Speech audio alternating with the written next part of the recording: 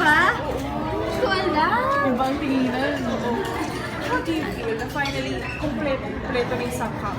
At dumating na sa buhay, lola mo, kaibigan, fans, syempre kalamatin mo sila. Hindi ko alam. Halo-halo na po yung nararamdaman ko. Masaya. To the max na masaya. In love. Thank you. Miguel, I'm sure mahirapan ka bago pumunta dito. No? Galing ka taping, talagang pilit mo Yes, pumunta galing dito. akong taping ng wish ko lang. Ginawa ko doon, naging pedicab driver ako, naging sorbetero ako. So, as in nakakapagod yung ginawa ko. Sukat ng legs ko, kakapedicab. Pero nung dumating ko dito, parang nawala yung pagod ko. Kasi parang birthday ni Bianca, so dapat andito talaga ako dapat. Hindi naman assuming, pero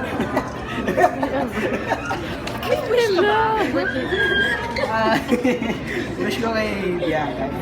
Yun eh, katulad ng sinabi ko na sana huwag siyang magbabago dahil kung masaya ako kung paano si Bianca, kung paano itungo si Bianca. Masaya ako na nakilala ko si Bianca, kaya huwag siyang magbabago. Yun, ano ba ang wish ko sa'yo?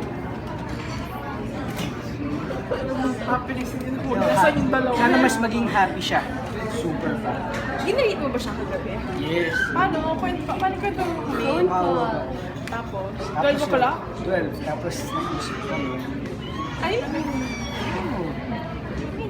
na ba yung gift mo? Meron ka pang surprise gift na hindi namin alam. May dala ka pa ba? Labas ko na.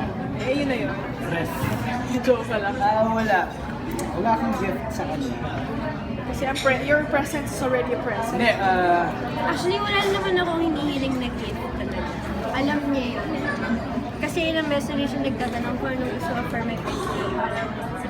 Wala. Unless meron kang bibigay, di naman assuming. Balita ako travel tickets. Kasi gusto niya mag-travel around the world. Joke. kasi bukas prom niya. Yeah. Will you be my prom? Wait. So, ayun, gusto ko siyang samahan sa prom niya.